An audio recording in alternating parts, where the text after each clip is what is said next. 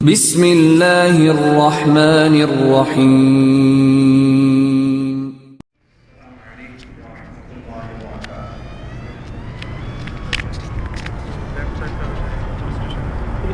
الحمدللہ رب العالمین والصلاة والسلام علی رسولہ الامین، اما بعد۔ اعوذ باللہ من الشیطان الرجیم، بسم اللہ الرحمن الرحیم۔ یا ایھا الذین آمنوا اتقوا اللہ حق تقاته ولا تموتن الا وانتم مسلمون۔ يا أيها الناس اتقوا ربكم الذي خلقكم من نفس واحدة وخلق منها زوجها وبث منهما رجالا كثيرا ونساء واتقوا الله الذي تساءلون به والأرحام إن الله كان عليكم رقيبا۔ يا أيها الذين آمنوا اتقوا الله وقولوا قولا سديدا يصلح لكم أعمالكم ويغفر لكم ذنوبكم ومن يطع الله ورسوله فقد فاز فوزا عظيما۔ قال الله تعالى: لقد كان في قصصهم عبرة لأولي الألباب۔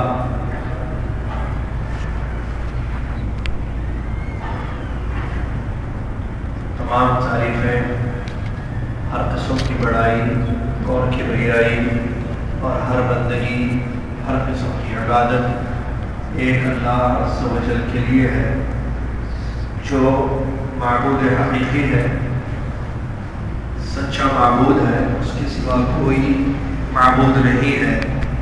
سبحان اللہ و بحمدہ، سبحان اللہ العظیم۔ درود و سلام ہو اس کے بعد اللہ کے آخری نبی امام الانبیاء محمد رسول اللہ صلی اللہ علیہ وسلم کی ذات گرامی پر، جنہوں نے اللہ عز و جل کا پیغام اللہ کے بندوں تک مکمل پہنچایا، توحید کی طرف اپنی امت کو دعوت دی، سنتوں پر عمل کرنے کا حکم دیا، شرک اور بدعات سے اپنی امت کو ڈرایا اور دور رہنے کا حکم دیا۔ اللہم صلی علی محمد وعلی آل محمد کما صلیت علی ابراہیم وعلی ابراہیم انک حمید مجید۔ اللہم بارک علی محمد وعلی آل محمد کما بارکت علی ابراہیم وعلی ابراہیم انک حمید مجید۔ اس حمد و صلاۃ کے بعد معزز سامعین، آج 28 ربیع الاخر 1435 ہجری مطابق 28 فروری 2014 عیسوی مسجد عزیزیہ میں خطبے کا ترجمہ آپ کی خدمت میں پیش کیا جا رہا ہے۔ آج جس موضوع پر آج کے خطیب ایمن صاحب نے خطبہ دیا وہ ہے سیرت عمر رضی اللہ عنہ۔ حضرت عمر فاروق رضی اللہ تعالیٰ عنہ کی سیرت کے کچھ حصے آج کے خطبے میں پیش کیے گئے ہیں، جن کا خلاصہ آپ کی خدمت میں رکھا جا رہا ہے۔ معزز سامعین، اللہ تبارک و تعالیٰ کے فضل و کرم اور اس کی مہربانی سے دین اسلام کی خدمت بہت سارے لوگوں نے کی، جو تاریخ میں مثال بن گئے اور قیامت تک ایسی مثال پیش نہیں کی جا سکتی ہے۔ ایسے انسان دنیا میں آئے جنہوں نے اپنا سب کچھ اللہ کی خدمت میں لگا دیا، اسلام کے لیے بڑی قربانیاں پیش کی، بڑی جد و جہد کی، حتیٰ کہ اپنی جان کو بھی اللہ کی راہ میں قربان کر دیا۔ یہ فضل اللہ کے لیے ہے، اس لیے کہ اللہ تبارک و تعالیٰ نے ایسے لوگوں کو پیدا کیا۔ اللہ کے بعد درود و سلام ہو محمد مصطفیٰ صلی اللہ علیہ وسلم پر، جنہوں نے ایسے لوگوں کی تربیت کی، ایسا اسلام ان کو دیا، ایسی تربیت اور ایسی تعلیم دی کہ ان کے دلوں میں خدمت اسلام کا یہ جذبہ پیدا ہو گیا۔ سب سے پہل اور آخر میں اللہ ہی کی تعریف ہے، جو اللہ تبارک و تعالیٰ نے ایسے انسانوں کو پیدا بھی کیا، توفیق بھی دی، ہدایت بھی دی۔ اللہ کی تعریف کے بعد ہم نبی محمد صلی اللہ علیہ وسلم کا شکر بجا لائیں، یا کہیں کہ ان کا فضل ہے، ان کا احسان ہے امت پر، کہ انہوں نے اپنی امت کی ایسی تربیت کی کہ ان کے دلوں میں اسلام کی محبت پیدا ہوئی، دین کے لیے قربانیاں دینے کا جذبہ پیدا ہوا، اور ایسے جلیل القدر صحابہ دنیا میں پیدا ہوئے۔ انہی میں سے ایک بہت بڑے امام امیر المؤمنین جلیل القدر صحابی خلیفہ دوم عمر بن خطاب رضی اللہ تعالیٰ عنہ ہیں۔ نبی علیہ السلام نے اللہ تبارک و تعالیٰ سے دعا کی، جیسے کہ آج کے خطبے میں پیش کیا گیا، کہ اللہ اسلام کو دو عمر میں سے کسی ایک سے عزت دے، ایک ابو جہل اور دوسرے عمر بن خطاب رضی اللہ عنہ۔ اللہ تبارک و تعالیٰ نے پیارے نبی علیہ السلام کی یہ دعا سن لی، اور عمر بن خطاب رضی اللہ تعالیٰ عنہ کو اسلام کی ہدایت دی، اور وہ مسلمان ہو گئے مکہ مکرمہ میں۔ آپ کا تعلق قریش سے تھا، آپ قریشی صحابی ہیں۔ آپ کے اسلام لانے کے متعلق ایک واقعہ لوگوں میں کافی مشہور ہے، جو آج کے خطبے میں نہیں پیش کیا گیا ہے، اس لیے کہ وہ واقعہ صحیح سند سے ثابت نہیں ہے، بلکہ وہ ضعیف روایت ہے، ضعیف حدیث ہے، اسی لیے آج کے خطبے میں وہ واقعہ پیش نہیں کیا گیا۔ عمر بن خطاب رضی اللہ تعالیٰ عنہ کے اسلام لانے کے بارے میں جو واقعے کی طرف میں اشارہ کر رہا ہوں، جو مشہور ہے لیکن صحیح نہیں ہے، وہ یہ ہے کہ آپ ایک مرتبہ ننگی تلوار لے کر اللہ کے نبی علیہ السلام کو قتل کرنے کے لیے نعوذ باللہ جا رہے تھے۔ راستے میں کسی سے ملاقات ہوئی، اس نے کہا کہ کدھر جاتے ہوئے عمر؟ کہا کہ نہیں، میں محمد صلی اللہ علیہ وسلم اور ان کے ساتھیوں کو ختم کرنا چاہتا ہوں، اور یہ اسلام لینے والوں کی بات کو بند کرنا چاہتا ہوں، تاکہ کوئی اسلام کی بات نہ کرے مکہ میں۔ تو اس آدمی نے کہا کہ جاؤ پہلے اپنے گھر کی خبر لو، وہ اسلام جس کو تم مٹانے کے لیے چلے ہو، وہ اسلام تمہارے گھر تک بھی پہنچ چکا ہے، تمہارے گھر والے مسلمان ہو چکے ہیں۔ وہ پلٹے، یعنی ان کی بہن اور بہنوئی، جیسا کہ معلوم ہے واقعہ، وہ گئے تو پتہ چلا کہ واقعی ان کی بہن اور بہنوئی نے اسلام قبول کیا، دونوں کو پکڑ کر بہت مارا۔ واقعہ بتایا جاتا ہے، مشہور ہے، لکھا بھی گیا ہے کتابوں میں، بعض بہت مارا، مار مار کر تھک گئے، بیٹھ گئے، ایسے لکھا گیا، ایسے بتایا گیا۔ اس کے بعد دل میں تھوڑا سا رحم آیا، کہا کہ کیا پڑھ رہے تھے؟ وہ جب یہ گھر گئے اور ان کو مارنے لگے تو وہ قرآن پڑھ رہے تھے، ان کی بہن قرآن تلاوت کر رہی تھی۔ تو بہن سے کہا کہ وہ تم کیا پڑھ رہی تھی میرے گھر میں آنے سے پہلے؟ کہا کہ وہ قرآن ہے، لاؤ میں بھی پڑھوں۔ کہا کہ نہیں، تم کافر ہو، تم نہیں پڑھ سکتے ہو۔ اس کے بعد غسل کیے، اسلام قبول کیے، اور وہ سورہ بقرہ کی کچھ آیتیں تھیں، وہ آیتیں پڑھے، اور اس کے بعد پیارے نبی علیہ السلام کے گھر گئے۔ صحابہ کو پتہ چلا کہ عمر آ رہے ہیں، تو سب ڈر گئے کہ پتہ نہیں کس نیت سے آ رہے ہیں۔ تو حضرت حمزہ رضی اللہ تعالیٰ عنہ نے کہا اگر خیر کی نیت سے عمر آ رہے ہیں تو ٹھیک ہے، ورنہ میں ان کا کام تمام کروں گا۔ اس کے بعد آئے، نبی علیہ السلام کے سامنے بیٹھ گئے دو زانوں، اور بیٹھ کر فرمایا آپ مجھے کلمہ پڑھائیے۔ عمر بن خطاب رضی اللہ تعالیٰ عنہ کو نبی صلی اللہ علیہ وسلم نے کلمہ پڑھایا۔ یہ واقعہ مشہور ہے، لیکن یہ صحیح نہیں، یہ واقعہ صحیح نہیں ہے۔ یہ میں آپ کو بتانے کے لیے اس واقعے کی طرف میں نے اشارہ کیا ہے، اور اسی لیے اللہ جزائے خیر دے ہمارے خطیب احمد صاحب کو، انہوں نے بھی آج کے خطبے میں اس واقعے کا ذکر نہیں کیا ہے، اس لیے کہ یہ واقعہ صحیح نہیں۔ عام طور پر سیرت کے جو واقعات ہمیں ملتے ہیں، اس کی جو راویوں کو ہم دیکھتے ہیں سندوں میں، ان میں شیعہ روافض نظر آتے ہیں۔ بعض ان لوگوں نے بہت سارے واقعات کو گڑھا ہے، روافض نے بہت سارے شیعوں نے بہت سارے واقعات کو سیرت سے تعلق رکھنے والے گڑھا ہے۔ انہی میں سے یہ واقعہ ہے، عمر بن خطاب رضی اللہ عنہ کی شدت کو بتانے کے لیے یہ واقعہ لکھا گیا ہے۔ اور جب تحقیق کی گئی، اللہ جزائے خیر دے علماء اکرام کو، انہوں نے اس واقعے کی تحقیق کی تو پتہ چلا کسی صحیح سند سے یہ واقعہ ملتا ہی نہیں ہے، کسی کتاب میں کسی صحیح سند سے یہ واقعہ صحیح نہیں ہے۔ یہ صحیح ہے کہ عمر ابن خطاب رضی اللہ عنہ پہلے مسلمان نہیں تھے، بعد میں مسلمان ہوئے اللہ کی توفیق سے الحمدللہ. اور یہ بھی صحیح ہے کہ آپ کے اسلام لانے سے پہلے مسلمانوں میں ایک ڈر اور خوف تھا مشرکین کا، لیکن آپ کے اسلام لانے کے بعد وہ ڈر اور خوف ختم ہو گیا اور مسلمانوں میں قوت پیدا ہوئی اور ہمت زیادہ آ گئی. یہ بات صحیح، لیکن یہ واقعہ جو ابھی میں نے بتایا ہے یہ صحیح نہیں.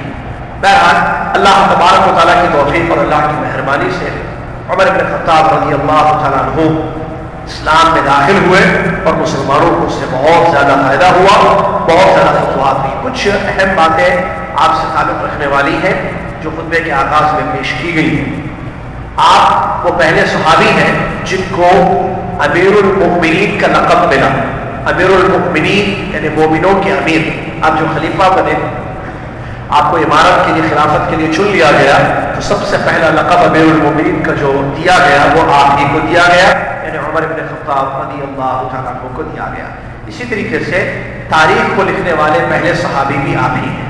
مشورہ آپس میں ہوا، یہ بھی واقعہ مشہور ہے کہ اسلامی تاریخ لکھی جائے، اسلامی تاریخ لکھی جائے. جیسے آپ ابھی میں نے بتایا آپ کو آج 28 تاریخ، 28 تھوڑی دیر پہلے میں نے بتایا آج 28 ربیع الاخر 1435 ہجری.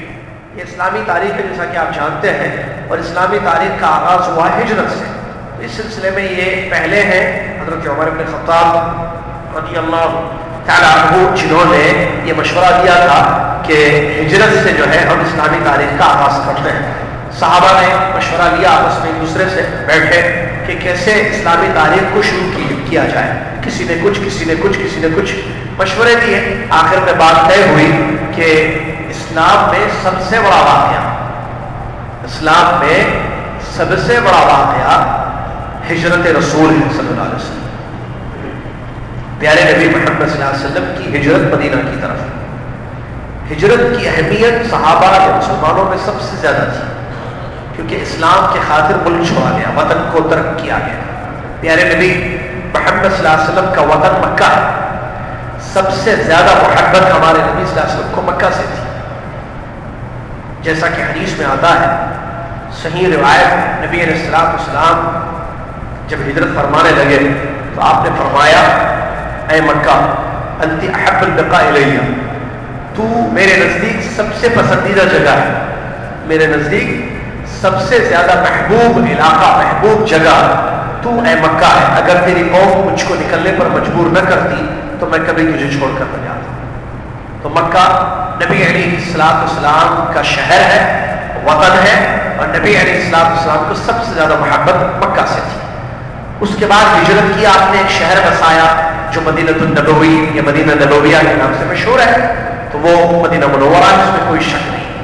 ایک بات لوگوں میں مشہور ہے، وہ بھی غلط ہے، میں بتا دوں یہاں پر. لوگ کہتے ہیں مکہ میں اللہ کا جلال ہے اور مدینہ میں اللہ کا جمال ہے. یہ کسی آیت کا نہ ترجمہ ہے، نہ کوئی صحیح حدیث ہے، نہ کسی صحابی کا یا تابعی کا یا تبع تابعی کا یا ائمہ محدثین میں سے کسی کا قول ہے. یہ پتہ نہیں کس نے کب کہہ دیا اور لوگوں میں یہ چیز مشہور ہو گئی. یہ بات غلط ہے. نہ اللہ کا جلال مکہ میں ہے، نہ اللہ کا جمال مدینہ میں ہے. مکہ مدینہ دونوں مقدس شہر ہیں، بہت اچھے شہر ہیں، اس میں کوئی شک نہیں ہے. مکہ کی اپنی جگہ بڑی فضیلتیں ہیں، مدینہ کی اپنی جگہ بڑی فضیلتیں ہیں، اور یہی وہ شہر ہے جہاں روک دیا گیا ہے دجال کو داخل ہونے سے. وہ داخل نہیں ہوگا. بہت ساری فضیلتیں، اس میں کوئی شک نہیں ہے. جیسا کہ مکہ کے بارے میں فضیلتیں ہیں کہ وہ حرم ہے، ابراہیم علیہ السلام نے اس کو حرم قرار دیا ہے، وہاں کی چیز برکت کی چیز ہے. اسی طریقے سے مدینہ کی چیزوں کو بھی برکت کی چیزیں بنایا گیا ہے. یہ اس کی فضائل ہے. بہرحال وہ اپنی جگہ موضوع ہے. تو اسلامی تاریخ جو شروع کی حضرت عمر بن خطاب رضی اللہ تعالیٰ عنہ نے شروع کی، اور ہجرت سے اس کا آغاز ہوا. اسی لیے علماء کہتے ہیں ولادت سے بڑھ کر بھی ہجرت، ایک ہے ولادت پیارے نبی علیہ السلام، ایک ہے پیارے نبی وسلم کی ہجرت. اگر دونوں پر غور کیا جائے تو مقام کس کا آگے ہے، کس کا زیادہ ہے، تو وہ ہجرت ہے. اس لیے کہ پیارے نبی علیہ السلام نے اللہ کے دین کو قائم کرنے کے لیے، دین کے واسطے آپ نے ہجرت فرمائی. اس لیے اس کے تاریخ بنائی گئی ہے اسی سے، اور یہ لکھنے کا کام یا اس کو شروع کرنے کا کام سب سے پہلے حضرت عمر بن خطاب رضی اللہ تعالیٰ عنہ نے کیا۔ اسی طریقے سے آپ جانتے ہیں ہر سال رمضان کے مہینے میں دنیا میں مسلمان تراویح کی نماز جماعت کے ساتھ ادا کرتے ہیں۔ الحمدللہ مسجدوں میں باقاعدگی کے ساتھ اہتمام ہوتا ہے، اور تراویح کی نماز ایک امام کے پیچھے مسلمان جماعت بنا کر پڑھتے ہیں۔ اس کار خیر کو یا اس نیک کام کو شروع کرنے والے بھی حضرت عمر بن خطاب رضی اللہ تعالیٰ عنہ ہیں۔ جب انہوں نے مدینہ میں مسجد نبوی میں دیکھا کہ لوگ الگ الگ تنہا تراویح کی نماز پڑھ رہے ہیں، تو انہوں نے حکم دیا کہ ایک امام کے پیچھے سارے لوگ ایک جماعت بنا کر تراویح کی نماز ادا کریں۔ الحمدللہ یہ پیاری سنت انہوں نے شروع کی، جو الحمدللہ آج تک ہے، اور انشاءاللہ قیامت تک بھی یہ چیز رہے۔ اسی طریقے سے شراب پینے پر 80 کوڑے مارنے کا کام بھی آپ نے سب سے پہلے شروع کیا صحابہ سے مشورہ کرنے کے بعد۔ اسی طریقے سے بہت ساری فتوحات آپ کی زندگی میں ہوئی ہیں، اور جیسا کہ عراق، آذربائیجان، فارس وغیرہ بہت سارے ممالک جو کافر اور مشرکوں کے ہاتھ میں تھے، الحمدللہ اللہ تعالیٰ نے آپ کو توفیق دی، آپ نے لڑائیاں لڑی اور جنگیں کی، اور فتوحات اسلامی بہت زیادہ آپ کے دور میں ہوئی۔ اسی طریقے سے ملک شام اور ملک مصر کو بھی آپ نے فتح کیا، اور جزیے کو رکھنے والے بھی، ٹیکس کو فکس کرنے والے بھی آپ پہلے صحابی ہیں، جیسا کہ آج کے خطبے میں اس چیز کو بیان کیا گیا ہے۔ اور بھی بہت سارے کام آپ کے ہیں، جس میں سے ایک ہے یہودیوں کو جزیرہ عرب سے نکال دینے کا جو کارنامہ انجام دیا، یعنی کوئی یہودی جزیرہ عرب میں باقی نہیں رہے گا۔ یہ کام بھی آپ نے اپنی حیات طیبہ میں کیا ہے، اپنی زندگی میں کیا ہے، حضرت عمر بن خطاب رضی اللہ عنہ۔ اسی طریقے سے آپ کی فتوحات میں بہت بڑی فتح ہے بیت المقدس۔ اللہ تعالیٰ سے دعا ہے کہ اللہ تعالیٰ اس کو یہودیوں کے ناپاک ارادوں، ناپاک ہاتھوں سے محفوظ رکھے، آمین۔ تو بیت المقدس کو فتح کرنے والے آپ پہلے صحابی ہیں، حضرت عمر بن خطاب رضی اللہ تعالیٰ عنہ۔ اسی طریقے سے مسجد نبوی کی توسیع میں یا مسجد نبوی کو پھیلانے میں، اس کو بڑا کرنے میں، اس کے ایکسپینشن میں بہت بڑا کام یا بہت بڑی قربانی رہی ہے، بہت بڑا کارنامہ آپ نے انجام دیا، اور پتھر بھی آپ نے مسجد نبوی میں بچھائے، اور مسجد نبوی کی توسیع میں آپ نے بڑھ چڑھ کر حصہ لیا۔ اس کے علاوہ بہت ساری آپ کے واقعات ہیں، بہت ساری آپ کے جو ہے قصے ہیں جو حدیثوں سے یا اسلام کی صحیح تاریخ سے ثابت ہے کہ کس طریقے سے اللہ تبارک و تعالیٰ نے آپ کو توفیق دی، اور آپ جب مسلمان ہوئے تو مسلمانوں کو کس طریقے سے قوت ملی۔ جیسے کہ ہجرت کا ایک مشہور واقعہ پیش کیا گیا ہے۔ اللہ کے نبی علیہ السلام کے حکم پر صحابہ نے ہجرت کی، اور ہجرت چھپ چھپ کر ہوتی تھی۔ عمر بن خطاب رضی اللہ عنہ نے جب ہجرت کی، کھلے عام کی، اور اس کا واقعہ بڑا شاندار واقعہ ہے۔ آپ ہجرت کی غرض سے جب نکلے، خانہ کعبہ تشریف لائے، مکہ بیت اللہ میں داخل ہوئے، اور طواف کیا، اور 2 رکعت نماز پڑھی، اور سرداران قریش بیٹھے ہوئے تھے۔ آپ نے اعلان کیا اور کہا کہ خطاب کا بیٹا اسلام قبول کر چکا ہے، اور وہ ہجرت کرنے کے لیے نکل رہا ہے۔ اگر کوئی چاہتا ہے کہ اپنی ماں کو تکلیف دے، اور کوئی چاہتا ہے کہ عربی الفاظ بڑا شاندار، اردو ترجمہ کرنا پڑتا ہے اس کا، اگر کوئی چاہتا ہے کہ اس کی ماں اس کو گم پائے، اگر کوئی چاہتا ہے کہ اس کے بچے یتیم ہو جائیں، اگر کوئی چاہتا ہے کہ اس کی بیوی بیوہ ہو جائے، تو اس وادی کے پیچھے وہ اس سے مل لیں۔ یعنی وادی کی ظاہر بات ہے، مکہ وادیوں میں تھا۔ اگر آپ پرانی تصویروں پر بھی غور کریں تو عمر بن خطاب رضی اللہ عنہ نے یہ الفاظ بیان فرمائے، کسی کی ہمت نہیں ہوئی آپ کو روکنے کی۔ یہ عمر بن خطاب رضی اللہ عنہ کا مشہور واقعہ ہے جو سیرت کی کتابوں میں ہمیں ملتا ہے۔ اسی طریقے سے آپ نے اپنی حیات طیبہ میں فتوحات کی، بڑے جلیل القدر صحابی تھے، بہت زیادہ جو ہے اسلامی فتوحات ہوئی ہیں، بہت سارے ممالک اسلام کے قبضے میں آ گئے، مسلمانوں کے ہاتھ میں آ گئے۔ اور آپ کی یہ تو خلافت کے دور کے واقعات ہیں، اس سے پہلے خود نبی علیہ السلام کے دور کے واقعات میں آپ دیکھیں تو نبی علیہ السلام کے بڑے چہیتے صحابی تھے، مشورے دینے والوں میں بڑے آگے تھے، بہت سارے انہوں نے مشورے دیے ہیں جو دین بن گیا، یا آپ کے مشوروں کو دین بنا دیا گیا، اور وہ اللہ تبارک و تعالیٰ نے اس کو پسند کیا اور شریعت بنا کر قیامت تک کے لیے اس کو نازل کر دیا۔ اس سلسلے میں جو ایک مشہور واقعہ آج کے خطبے میں پیش کیا گیا ہے، وہ جو ہے جنگوں کے قیدیوں کے سلسلے میں آپ کا مشورہ تھا۔ اللہ کے نبی علیہ السلام کی عادت مبارکہ تھی کہ آپ جو ہے اکثر اپنے صحابہ سے مشورہ لیا کرتے تھے قرآن کی اس آیت پر عمل کرتے ہوئے، وَأَمْرُهُمْ شُورَىٰ بَيْنَهُمْ، لوگوں کا معاملہ مشورے پر ہوتا ہے۔ پیارے نبی علیہ السلام اپنے ساتھی ابو بکر صدیق رضی اللہ عنہ، عمر بن خطاب رضی اللہ عنہ اور دیگر صحابہ سے عام طور پر بڑے اہم ترین امور میں، جیسے قیدیوں کا معاملہ ہے یا جنگ کے مسائل ہیں، ٹھیک ہے، مال غنیمت کے مسائل ہیں، مشورہ لیا کرتے تھے۔ تو بدر میں جو قید ہوئے تھے کافروں مشرکین کے، ان کے بارے میں مشورہ کرنا تھا، تو نبی علیہ السلام نے مشورہ طلب کیا۔ صحابہ نے مختلف مشورے دیے، کسی نے کہا کہ جو ہے ان کو فدیہ لے کر چھوڑ دیا جائے، کسی نے کچھ مشورہ دیا۔ اللہ کے نبی علیہ السلام نے حضرت عمر سے مخاطب ہوئے اور فرمایا کہ ما ترى یا ابن الخطاب، اے خطاب کے بیٹے عمر رضی اللہ عنہ، تمہارا کیا مشورہ ہے کہ ان بدر کے قیدیوں کے سلسلے میں ہم کیا کارروائی کریں؟ تو عمر بن خطاب رضی اللہ تعالیٰ عنہ نے مشورہ دیا کہ ان کو قتل کر دیا جائے، ان قیدیوں کو نہ چھوڑا جائے، بلکہ آپ حکم دیں، مجھے حکم دیں، حفصہ کو حکم دیں اور دیگر صحابہ کو حکم دیں، پکڑ پکڑ کے ایک ایک کو جو ہے قتل کر دیں گے، کیونکہ انہوں نے جو ہے اسلام کو بہت زیادہ نقصان پہنچایا ہے۔ نبی علیہ السلام نے اس مشورے کو قبول نہیں کیا۔ اللہ تبارک و تعالیٰ نے قرآن میں آیت نازل فرمائی جو سورہ انفال آیت نمبر 66 یا 67 آیت نمبر ہے، یہ آیت اتری۔ اللہ تعالیٰ نے فرمایا ما کان لنبی ان یکون له اسرى حتى يثخن في الارض تريدون عرض الدنيا والله يريد الاخرة والله عزيز حکیم۔ یہ آیت قرآن مجید کی اتری جس آیت میں یہ بات بتائی گئی کہ کسی نبی کے لیے یہ زیبا نہیں دیتا ہے کہ اس کے لیے قیدی وہ بنا لے، اپنے لوگوں کو جو ہے قیدی بنا کر رکھے۔ یہ اللہ تبارک و تعالیٰ نے آیت اتاری، اس آیت کا مطلب یہ تھا کہ ان قیدیوں کو قتل کر دیا جائے، ان کو قید میں نہ رکھا جائے، کہیں آگے جا کر اسلام کو یہ لوگ نقصان نہ پہنچائے۔ تم دنیا چاہتے ہو، اللہ تعالیٰ تمہارے لیے آخرت کو پسند کرتا ہے۔ اس طریقے سے یہ آیت اتری اور عمر بن خطاب رضی اللہ عنہ کے مشورے پر عمل کیا گیا۔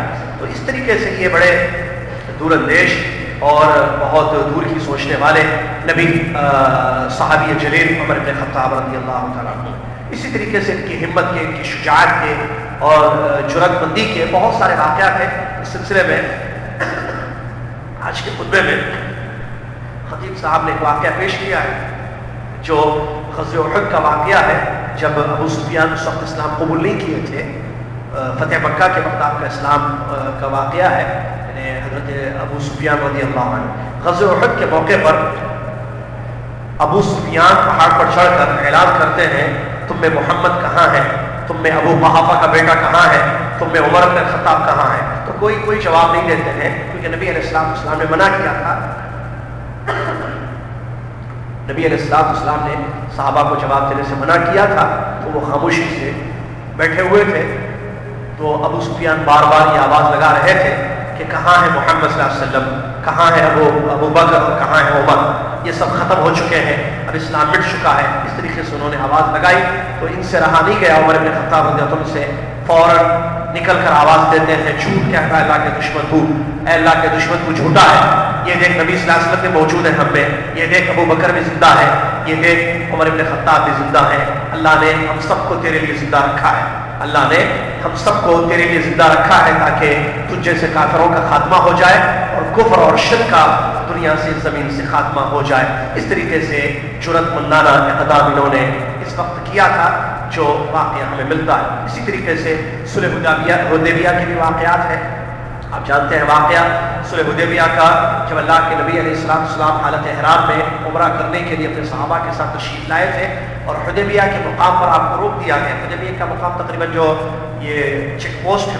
مکہ جاتے ہوئے جدہ سے، اس کے اطراف کا علاقہ ہے، اس علاقے کو یا اس جگہ کو کہتے ہیں حدیبیہ۔ تو وہاں پر نبی صلی اللہ علیہ وسلم کو روک دیا گیا تھا اور بڑی مشکل شرطیں رکھی گئی تھی آپ کے لیے، اور اللہ کے نبی علیہ السلام نے دور اندیشی سے کام لیتے ہوئے کفار اور مشرکین کی ساری کنڈیشنز کو، ساری شرطوں کو مان لیا تھا، جس میں بہت اس میں تھی تکلیف دہ باتیں تھی میں کہ جو ہے اس سال آپ عمرہ نہیں کریں گے، آپ احرام کھول کر چلے جائیں گے، اور آئندہ سال جو ہے آئندہ سال تک یا بہت سالوں تک جو ہے آپ عمرہ نہیں کریں گے، اور آپ میں سے اگر کوئی آدمی ہمارے پاس آتا ہے تو ہم اس کو واپس نہیں دیں گے، ہمارا آدمی آپ کے پاس اگر نکل کر آ جائے تو آپ لوگ مدینہ سے واپس اس کو بھیج دیں گے، اور پھر جب لکھنے کا معاملہ آیا تو رسول اللہ نام لکھا محمد رسول اللہ، کہا کہ رسول اللہ تو ہم مانتے نہیں ہیں آپ کو، ہم تو محمد ابن عبداللہ جانتے ہیں، آپ کو رسول مانتے تو بات ہی ختم ہو جاتی تھی۔ تو اس طریقے سے بڑی تکلیف دہ باتیں انہوں نے جو ہے اس وقت کافروں نے اور مشرکین میں رکھی تھی۔ نبی علیہ السلام نے سب کو قبول کیا، کہا ٹھیک ہے، ساری شرطیں مان لی۔ تو عمر بن خطاب رضی اللہ تعالیٰ عنہ اس وقت ناراض ہوتے ہیں اور کہتے ہیں اللہ کے نبی علیہ السلام، کیا ایسی بات نہیں ہے کہ ہم حق پر ہیں؟ کیا ایسی بات نہیں ہے کہ وہ لوگ باطل پر ہیں؟ کیا ایسی بات نہیں ہے کہ ہمارا دین سچا ہے؟ کیا ایسی بات نہیں ہے کہ ان کا دین کفر اور شرک غلط ہے؟ پھر کیوں ہم اللہ کے دین میں اس چیز کو قبول کریں؟ ہم کیوں اس چیز کو مان لیں؟ اس طریقے سے جو ہے اپنے ایمانی جذبے کا انہوں نے جو ہے اظہار اللہ کے نبی علیہ السلام کے سامنے کیا۔ تو نبی علیہ السلام نے صبر اور تحمل سے کام لیا اور کہا کہ اے عمر، میں اللہ کا رسول ہوں، اے عمر میں اللہ کا رسول ہوں۔ مطلب کہنے کا یہ، مجھے معلوم ہے کہ کیا کام کرنا ہے، کیا کام نہیں کرنا ہے، ہمارا دین سچا ہے۔ اور یہ جو شرطیں نبی علیہ السلام نے قبول کی، اس کے پیچھے جو ہے بہت بڑا راز تھا یا بہت بڑی حکمت تھی، بعد میں جو ہے بہت زیادہ فائدہ ہوا، جیسا کہ تاریخ پڑھنے سے بات معلوم ہوتی ہے۔ یہاں یہ واقعہ اس لیے بتایا گیا، عمر بن خطاب کا جذبہ ایمان کا کیسے تھا کہ وہ کفر کے مقابلے میں کسی چیز کو پسند نہیں کرتے، یعنی کفر کے سامنے دبنا یا کافروں کے سامنے چھپ جانا، نعوذ باللہ من ذالک کفر کو آگے بڑھانا یا ان کو ہمت دلانا، نعوذ باللہ ایسی کوئی چیز آپ کو سخت پسند نہیں تھی۔ تو یہ چیز جو ہے آپ نے اظہار کیا۔ تو یہاں یہ واقعہ اس لیے پیش کیا گیا کہ اللہ کے نبی علیہ السلام کے جو صحابی تھے، ان کے دل میں کیسا ایمانی جذبہ تھا۔ پھر ان کے دور خلافت کے واقعات کے سلسلے میں ایک مشہور واقعہ پیش کیا گیا ہے جو ان کی سادگی اور نرمی کو بتاتا ہے۔ قیصر روم نے اپنے ایک ہرمزان کو بھیجا کہ جا کر وہ دیکھے، اپنے میسنجر کو بھیجا کہ جا کے دیکھو عمر بن خطاب رضی اللہ عنہ کے بارے میں پتہ لگاؤ، کیونکہ ان کی شہرت کافی پھیل گئی تھی۔ ان کے بارے میں پتہ لگانے کے لیے قیصر روم نے اپنے آدمی کو بھیجا، دیکھو کہ وہ کیا کرتے ہیں، کیسا رہتے ہیں اور کیسی ان کی زندگی ہے۔ تو وہ مدینہ آیا ہرمزان، اور آ کر جو ہے اس نے پوچھا مدینہ والوں سے کہ تمہارے بادشاہ کہاں ہیں؟ تو مدینہ والوں نے، صحابہ نے جواب دیا کہ ہمارا کوئی بادشاہ نہیں ہے، البتہ ہمارے امیر ہیں، امیر المؤمنین عمر بن خطاب رضی اللہ تعالیٰ عنہ، جو اس وقت جو ہے مدینہ کے اطراف آپ جائیں تو مل جائیں گے، وہاں لوگوں کی خبر لے رہے ہیں کہ لوگ کیسے رہ رہے ہیں، ان کو کسی چیز کی ضرورت ہے یا نہیں ہے۔ تو وہ نکلا ان کے طلب میں اور جا کر دیکھتا ہے تو زمین پر ریت میں لیٹے ہوئے ہیں اور ان کی جو درع تھی اس کو تکیہ بنا لیا ہے اور وہ سو رہے ہیں اور ان کے پیشانی سے جو ہے پسینہ نیچے زمین پر ٹپک رہا ہے۔ یہ اس حالت میں اس نے دیکھا اور دیکھ کر کہا کہ یہ مسلمانوں کا امیر ہے اور اس طریقے سے جو ہے زمین پر لیٹ کر سو رہا ہے، اس کا یہ عالم ہے، اور اتنے اطمینان سے اپنے لوگوں کی خیر لینے کے بعد یا خبر لینے کے بعد ان کا یہ سونا، اس میں کوئی شک نہیں ہے کہ اس سے بہت زیادہ فائدہ مسلمانوں کو ہوگا، اور یہ بڑے مضبوط لوگ ہیں، بڑے زبردست لوگ ہیں، یہ کسی سے ڈرنے والے نہیں ہیں یا دشمنوں کے سامنے جو ہے ہارنے والے یہ لوگ نہیں ہیں۔ اس طریقے سے اس نے کچھ الفاظ کہے اور واپس کہا کہ یا تو میں مسلمان ہو جاؤں گا یا ابھی مسلمان ہو جاؤں گا، یا جا کر یہ خبر جو مجھے خبر لینے کے لیے بھیجا گیا تھا یہ خبر ساری پہنچا کر بعد میں اسلام کو قبول کر لوں گا، کیونکہ اتنے عظیم لوگ جس مذہب کو ماننے والے ہیں یقیناً وہ سچا مذہب ہوگا، اس میں کوئی شک نہیں ہے۔ اللہ نے فرمایا تلک الدار الآخرۃ نجعلها للذین لا یریدون علوا فی الارض ولا فسادا والعاقبۃ للمتقین۔ آخرت کی زندگی ہم ان لوگوں کے لیے، آخرت کی زندگی اللہ تعالیٰ فرماتا ہے آخرت کی زندگی ہم نے ان لوگوں کے لیے رکھی ہے جو زمین میں تکبر کو یا بلندی کو پسند نہیں کرتے ہیں اور نہ فساد چاہتے ہیں، اور یقیناً اللہ سے ڈرنے والوں کے لیے ہی جنت کو تیار کیا گیا ہے۔ تو اس طریقے سے یہ حضرت عمر بن خطاب رضی اللہ عنہ کے کچھ واقعات آج کے خطبے میں پیش کیے گئے ہیں، اور ساتھ میں یہ بھی خطیب صاحب نے بیان کیا کہ اگر کوئی تفصیلی باتیں معلوم کرنا چاہے کہ کیسی کیسی جنگیں ہوئی ہیں، کیسی کیسی فتوحات ہوئی ہیں، تو سیرت کا مطالعہ کر لے تو ساری باتیں معلوم ہوگی۔ اور ایک بات بڑی اہم ہے، بلکہ دو باتیں میں بھول گیا، دو بڑی اہم باتیں ہیں۔ نمبر ایک بات یہ، حضرت عمر بن خطاب رضی اللہ عنہ کے ساتھیوں نے آپ کو مشورہ دیا تھا کہ جو ہے آپ کپڑے پہنتے ہیں اور پھٹے ہوئے کپڑوں کو سی کر پہنتے ہیں، پھٹے ہوئے کپڑے سی کر پہنتے تھے، اس پہ نظر آتے تھے کپڑے میں، آپ کے جبے میں. تو آپ کو مشورہ دیا گیا کہ کیوں نہ ایک اچھی سی چیز آپ کو خرید کر دے دی جائے، کیونکہ آپ خلیفہ ہیں، امیر المومنین ہیں، اور لوگ آتے رہتے ہیں، لوگ ملتے رہتے ہیں آپ سے، تو ہم کوئی اچھا کپڑا آپ کو جس جو پھٹا ہوا یا سلا ہوا نہ ہو ایسا کپڑا آپ کو دے دیں. تو وہاں آپ نے بہت بڑا جملہ کہا تھا جو ضروری ہے بتانا، وہ یہ کہ عمر بن خطاب رضی اللہ تعالیٰ نے فرمایا نحن قوم اعزنا اللہ بالاسلام ومهما ابتغينا من غيره اذلنا اللہ. ہم وہ قوم ہیں کہ اللہ تبارک و تعالیٰ نے اسلام سے ہمیں عزت دی. ہم وہ قوم ہیں کہ اللہ تعالیٰ نے اسلام پر عمل کرنے سے ہمیں عزت دی ہے. اگر ہم اسلام چھوڑ کر کسی اور راستے سے عزت حاصل کرنے کی کوشش کریں گے اللہ ہم کو ذلیل کر دے گا. کیا بات ہے، کیا مطلب ہے کہنے کا مطلب ہمیں جو دنیا میں عزت اللہ نے عطا کی یہ اسلام پر عمل کرنے کی وجہ سے ہے. تو ہم اسلام پر ہی عمل کرتے ہوئے رہیں، اسی کو جاری رکھیں. اس کو چھوڑ کر پہننے سے دنیا کی چیزوں سے عزت ہمیں ملے گی، ہمیں دنیا کی چیزوں سے عزت نہیں ملے گی. عزت اسلام سے ملے گی. اللہ نے فرمایا وَتُعِزُّ مَن تَشَاءُ وَتُذِلُّ مَن تَشَاءُ. اللہ جس کو چاہے عزت دے، اللہ جس کو چاہے ذلیل کر دے. آج دیکھیے ہم سمجھتے ہیں کافروں کی مشابہت میں عزت ہے، ان کا طریقہ اپنانے میں بہت سارے مسلمان سمجھتے ہیں کہ اس میں جو ہے احترام ہے، عزت ہے، ایک ویلیو رہے گی، ایک مقام رہے گا. وہ جیسے کپڑے پہنے ویسے ہم کپڑے پہنے تو اس میں جو ہے عزت ملے گی، اور وہ جیسے کھانا کھائیں ویسے ہم کھانا کھائیں تو اس میں عزت ملے گی.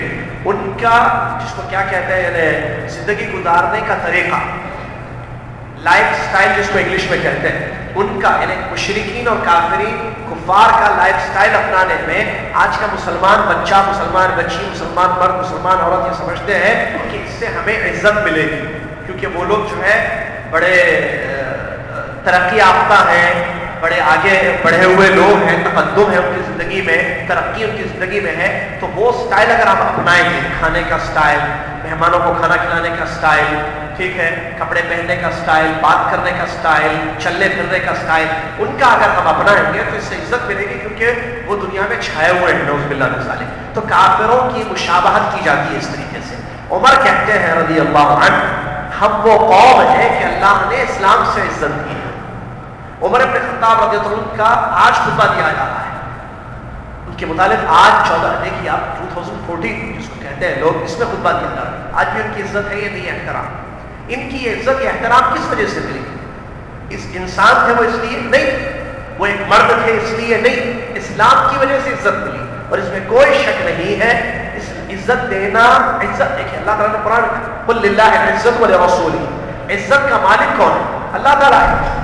عزت اور ذلت کا مالک اللہ ہے. وتعز من تشاء وتذل من تشاء. تو جب عزت کا مالک اللہ ہے تو اللہ عزت کس کو دے گا؟ دنیا اور آخرت میں ان لوگوں کو دے گا جو اللہ کے دین پر چلیں گے، اللہ رب العالمین کے احکام پر عمل کریں گے. لہٰذا آج کا نوجوان یہ نہ سمجھے کہ میں داڑھی رکھوں گا تو میری عزت نہیں ہوگی. عزت ضرور ہوگی، داڑھی رکھو گی کہ داڑھی دین ہے، داڑھی دین ہے. ایک عورت یہ نہ سمجھے کہ اگر میں پردہ کروں گی تو لوگ مجھے کہیں گے کہ پرانے زمانے کی دیکھو کیسے پرانے اسٹائل میں برقعے پہنتی ہے. نہیں، عبایا پہنے، حجاب کرے، پردہ کرے. کیوں؟ اس پردے میں عزت ہے، دین ہے. پردہ دین ہے، داڑھی دین ہے، ٹخنوں سے اوپر کپڑوں کو رکھنا دین ہے، ماں باپ کی خدمت کرنا دین ہے، بیوی شوہر کی اطاعت کرے، فرما برداری کرے، یہ دین ہے. اور اسلام سے عزت ملتی ہے. اللہ تبارک و تعالیٰ عزت کا مالک ہے. لہٰذا ہم عزت کو دنیا کے پیچھے پڑھ کر تلاش نہ کریں بلکہ اسلام پر عمل کریں. انشاءاللہ اللہ تعالیٰ یہاں بھی عزت دے گا. مرنے کے بعد جب سارے لوگ حساب و کتاب کے لیے جمع کیے جائیں گے اس وقت بھی اللہ تبارک و تعالیٰ ضرور عزت دے گا. دوسری آخری بات بتا کر میں چلوں آپ سے، وہ یہ کہ عمر بن خطاب رضی اللہ تعالیٰ عنہ نبی علیہ السلام کی سنتوں پر بہت زیادہ عمل کرنے والے، نبی علیہ السلام کو جیسے کرتا دیکھتے ویسے ضرور کرتے. نبی علیہ السلام کی حدیثوں پر عمل کرنے والے یہ جلیل القدر صحابی تھے.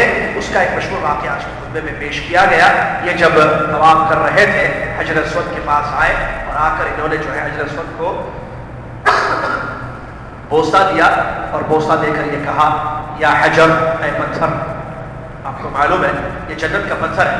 کہا کہ یا حجر، اے پتھر، انی لعارف انک حجر، میں اچھی طریقے سے جانتا ہوں کہ تو ایک پتھر ہے، لا تنفع ولا تضر، نہ تو مجھ کو فائدہ دے گا نہ تو مجھ کو نقصان دے گا، یعنی اے جنت کے پتھر تو ایک پتھر ہے، یہ بات میں اچھی طریقے سے جانتا ہوں، نہ تو نفع کا مالک ہے نہ تو نقصان کا مالک ہے۔ ولولا انی رأیت رسول اللہ صلی اللہ علیہ وسلم یقبلک ما قبلتہ، اگر میں نے رسول اللہ صلی اللہ علیہ وسلم کو بوسہ دیتے ہوئے تجھے نہ دیکھا ہوتا تو کبھی میں تجھے بوسہ نہیں دیتا۔ کیا مطلب؟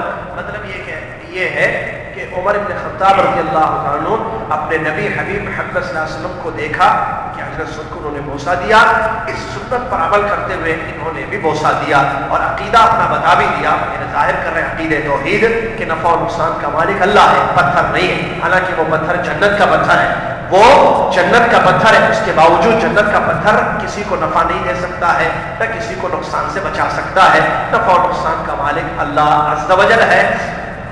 جس چیز میں اللہ نے نفع رکھا اس میں نفع ہے، جس چیز میں اللہ نے نقصان رکھا اس میں نقصان ہے، لہذا جنت کا پتھر کسی کو نفع و نقصان نہیں پہنچا سکتا ہے۔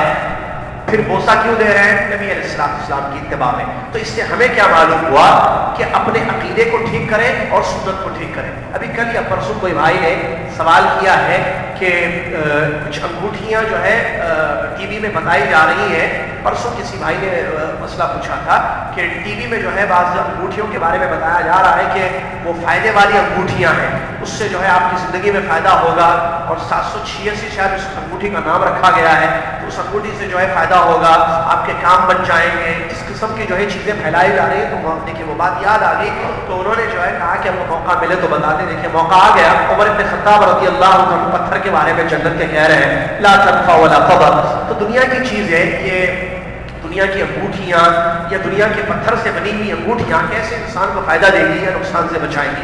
اپنے عقیدوں کو ٹھیک کرنا چاہیے، قرآن و حدیث کا مطالعہ کر کے اپنے عقیدوں کو مضبوط کرنا چاہیے۔ فائدہ اور نقصان کا مالک اللہ عز و جل ہے، لہذا غلط طریقے سے شرکیات میں اپنی زندگی کو نہ لے جائیں، بلکہ توحید کا مطالعہ کریں، توحید کی اسٹڈی کریں، اپنے عقیدوں کو مضبوط کریں۔ پتھروں میں انگوٹھیوں میں فائدہ نہیں ہے۔ ہاں ہم نے انگوٹھیوں کے بارے میں درس دیا تھا، پیر کے درس میں بتایا تھا کہ نبی علیہ السلام نے اس انگلی میں چاندی کی انگوٹھی پہنی تھی جس میں نقش تھا محمد رسول اللہ مہر لگانے کے لیے، لہذا اگر کوئی پہنتا ہے نبی صلی اللہ علیہ وسلم کی سنت پر عمل کرتے ہوئے چاندی کی انگوٹھی، صرف سنت پر عمل کرتے ہوئے، تو وہ جائز ہے، وہ چاندی کی انگوٹھی مرد پہن سکتا ہے، ٹھیک ہے، اس انگلی میں، لیکن اس عقیدے سے نہیں کہ اس انگوٹھی سے فائدہ ہوگا، کہ یہ انگوٹھی مجھے نقصان سے بچائے گی، میرے کام بن جائیں گے، نعوذ باللہ، نہیں۔ صرف نبی علیہ السلام نے چاندی کی انگوٹھی استعمال کی ہے، پہنی ہے، میں بھی پہنتا ہوں نبی کی سنت پر عمل کرتے ہوئے، تو ٹھیک ہے، علماء نے اس کو جائز قرار دیا ہے، لیکن عقیدہ یہ نہ ہو کہ اس سے فائدہ یہ نقصان ہوتا ہے۔ کسی چیز میں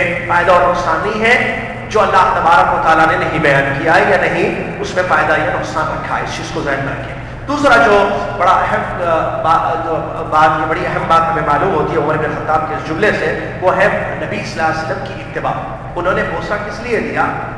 انہوں نے بوسہ اس لیے دیا کہ نبی علیہ السلام نے بوسہ دیا تھا، لہٰذا ہمارے سامنے اگر نبی صلی اللہ علیہ وسلم کا عمل معلوم ہوتا ہے یا ہمیں پتہ چلتا ہے کہ نبی صلی اللہ علیہ وسلم نے کوئی کام کیا ہے، صحیح حدیث سے ثابت ہے، تو ایمانی جذبہ یہ ہونا چاہیے کہ ہم بھی نبی علیہ السلام کی سنت پر عمل کریں۔ جیسے حضرت صلی کو آپ نے بوسہ دیا تو عمر بن خطاب نے بھی اتباع میں بوسہ دیا رضی اللہ عنہ، تو ہم بھی بوسہ دیں گے۔ نبی علیہ السلام نے جو کام کیا ہے، کرنے کا حکم دیا ہے، کرنے پر ابھارا ہے، یا کرتا ہوا دیکھ کر خاموشی اختیار کی ہے، وہ ہمارے لیے حجت ہے، لہٰذا ہم بھی وہ کام کریں گے۔